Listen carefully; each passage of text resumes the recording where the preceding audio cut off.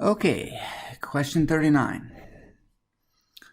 So we have an alkene as a product and base, so we're dealing with an elimination reaction. This alkene can have a diastereomer. When your alkene can have a diastereomer, that suggests you're going to use an E2 reaction, because an E1 reaction gives both diastereomers. There's a very difficult to get just one out of an E1 reaction. E2 reaction, though, you can do it by using the anti-coplanar rule.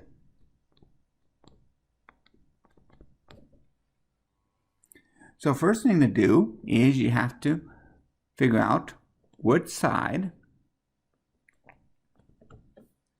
gets the bromine or other leaving group.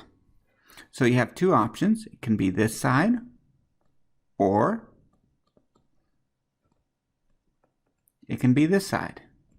The key is that your alpha carbon and your beta carbon have to both be chiral centers, like so. In this case right here, your alpha carbon and beta carbon is a chiral center, but your beta carbon is not. That means you would likely get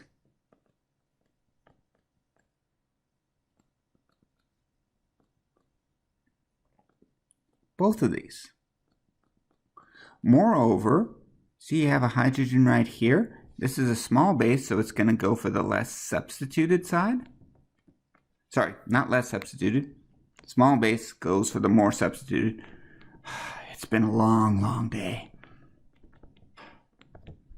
Small base goes to the more substituted side. So this gives you essentially a trisubstitute. But if you take this hydrogen off here, you get a tetrasubstituted, making this more likely to be a major product.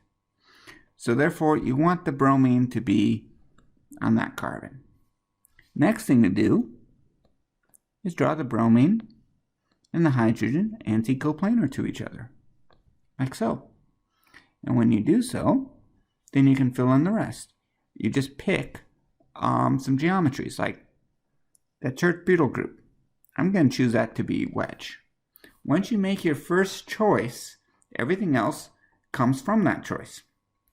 The Church-Butyl group and the methyl group are cis to each other, so if the Church-Butyl group is a wedge, the methyl group has to be a wedge. And therefore the isopropyl is a dash. Now, if we figure out RNS on this, this is an R chiral center. This is an R chiral center. Now, if you chose that to be a dash, then you would switch the two, and so SS. So the product we're looking for either is RR or SS. And so this is S, and that's S. That's an SS. This one down here on C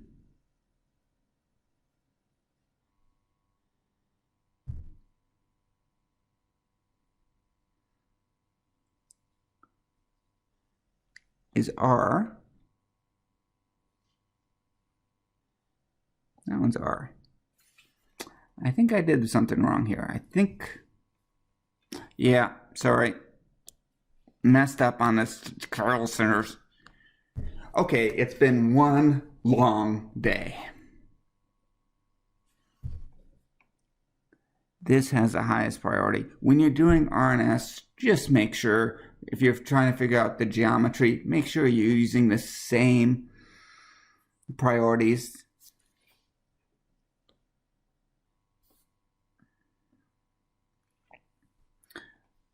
So this is 1, this is 2, this is 3.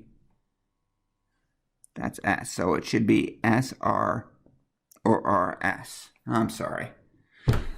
I'm just not going to keep going through. SR or RS. And so this one right here is RS. This one's RR. That's the correct one. That's one way of doing it.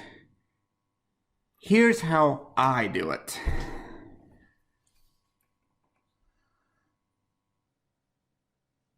Let's get rid of a lot of this stuff.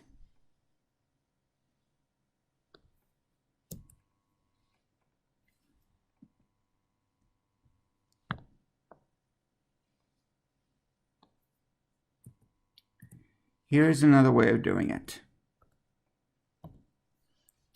Here is our alkene.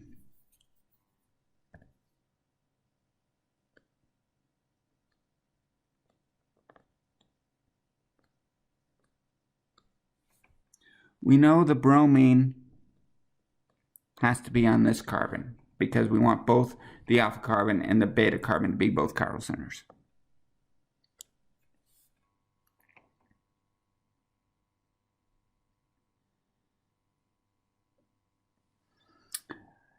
Now, when the bromine's on that carbon, the hydrogen has to be on the other carbon. And you can put the hydrogen up here or up here. It doesn't matter.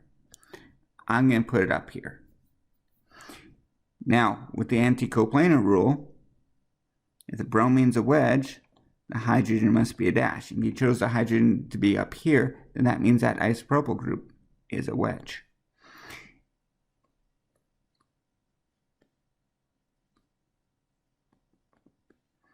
If you put the bromine here, made that a wedge, and had your hydrogen down here, it would still be a dash. In this case, you would draw the methyl group as a wedge.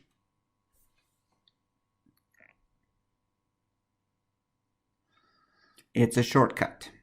It's another way of doing it. Again, you can assign your priorities. 1, 2, 3. This is S. 1, 2, 3. R, and you get the same result on the other way. So the answer is A.